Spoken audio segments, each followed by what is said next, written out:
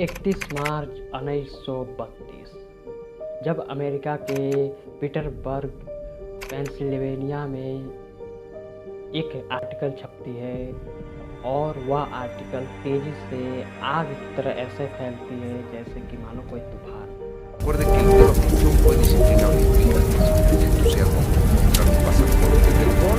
सब कोई उस आर्टिकल को पढ़कर अंदर तक कांप जाता है और सब सोचने पर मजबूर हो जाते हैं कि जिस मेडिसिन को, जिस दवा को वो सालों से ले रहे थे, वह एक जहर, पॉइजन का काम करता है। तो आखिर क्या है ये कहानी, आज हम लोग इस वीडियो में जानेंगे। तो मैं हूं संतोष और आज इस वीडियो को शुरुआत करते हैं। कहानी शुरू होती है अमेरिका के पीटर्सबर्ग पेंसिल्वेनिया में, जहां एक लड़के का जन्म होता है जिसका नाम एवेंस बायर्स था। उसका जन्म 12 अप्रैल 1880 को होता है और उसका परिवार एक बहुत बड़ा समृद्ध परिवार माना जाता था उस टाइम पर। उसने अपनी स्कूली पढ़ाई हॉरेस मन इंस्टीट्यूट से किया और आगे चलकर उसने बिजनेस के फील्ड में अपना कदम रखा और साथ ही में वो एक गोल्फ प्लेयर था और उसने बहुत बड़ा नाम कमाया और उसने अवार्ड भी जीते गोल्फ प्लेयर में।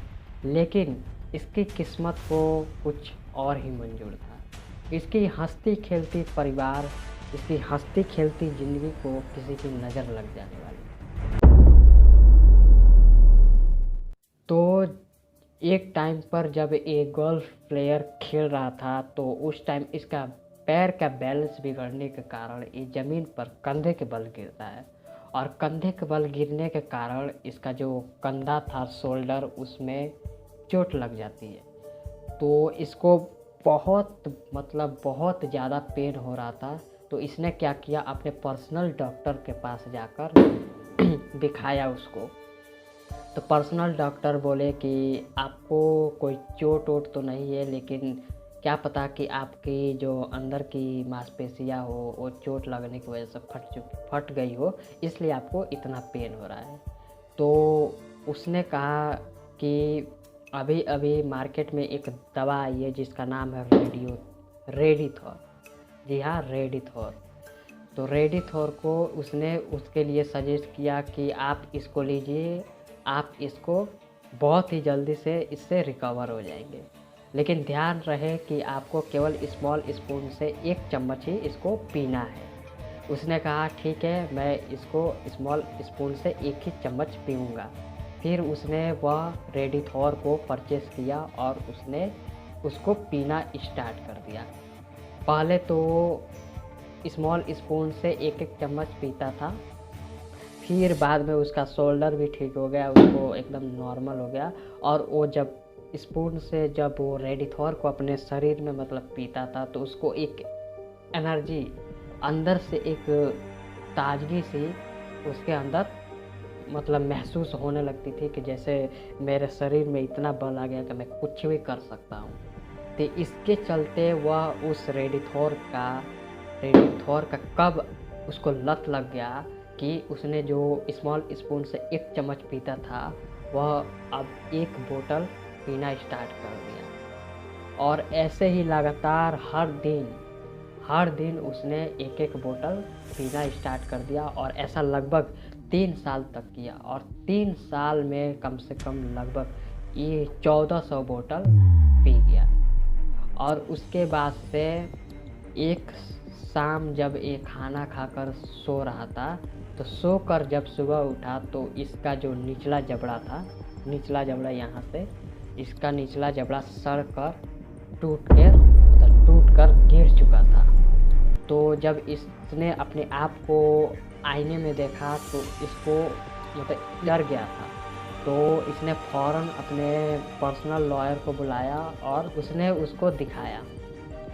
और उसका जो पर्सनल लॉयर था उसने अपने आर्टिकल में लिखा था कि मैं जब एवेंस बायर्स के घर गया था तो उनका जो निचला जबड़ा था यहाँ से लेकर ये जो गला है यहाँ तक ये पूरा सड़ कर टूट चुका था और उसमें की जो नर्व्स थी यानी नसें थी वो भी पिघल कर गिरती जा रही थी। और साथ ही में जो उनके जो अंदर की हड्डियाँ होती थी, अंदर की मान लीजिए ये जो भी हड्डियाँ है उनके शरीर के अंदर ही रहते रहते वो आपस में टूटने लगी और टूटना स्टार्ट हो चुका था, क्योंकि उसका शरीर इतना रेडियो एक्टिव हो चुका था कि अगर कोई रेडिएशन किसी को हो जाए तो उसका जो क्रोमोसोम होता है वह एकदम बिल्कुल डिस्ट्रॉय हो जाता है, बर्बाद हो जाता है। जो उसका कोशिका रिकवर होने के चांसेस होते हैं उसको पूरा डिस्ट्रॉय कर देता है, इसलिए उसके शरीर में कोई कोशिका बन ही नहीं सकती।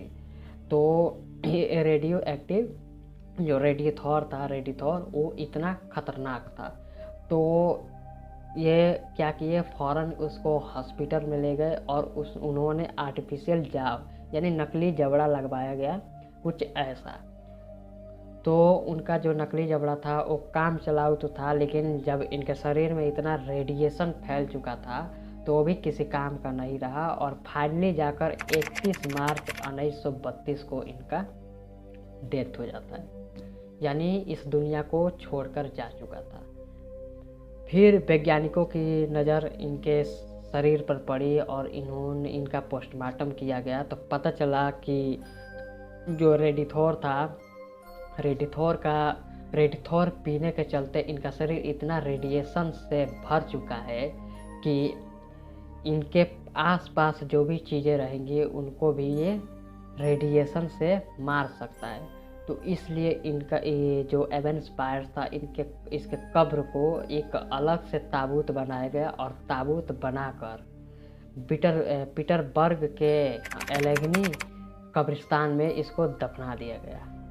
तो दफनाने के बाद कुछ 1932 में इसको दफनाया गया था और उसके बाद से फिर से वैज्ञानिकों को एक जिज्ञासा लगी कि फिर से इसको कब्र को खोल कर देखा जाए कि क्या अभी तक भी इनका जो शरीर है वो रेडियो एक्टिव है। तो इनके ताबूत को यानी इनके कब्र को खोला जाता है 1998 में और 1998 में खोल कर इनका जब पोस्टमार्टम किया जाता है तो इनका जो रेडियो एक्टिव शरीर था जो पहले था उससे ज़्यादा मतलब इस टाइम हो चुका था।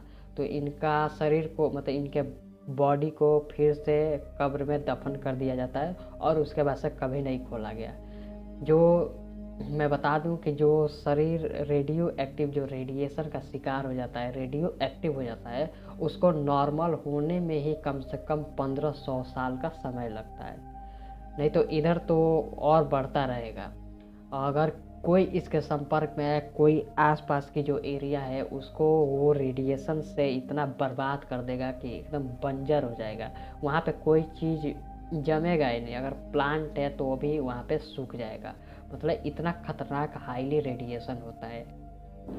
तो रेडियोथॉर जो था उसको विलियम जे बैली ने बनाया था, जिसका जन्म 1884 में होता है और वह उसका पढ़ाई हार्वर्ड यूनिवर्सिटी से होता है और ये ड्रॉप आउट स्टूडेंट था, यानी कोई डॉक्टर नहीं था, इसको कोई मतलब इसके पास कोई सर्टिफिकेट नहीं था इस मेडिसिन को बनाने के लिए जो रेडिथॉर था।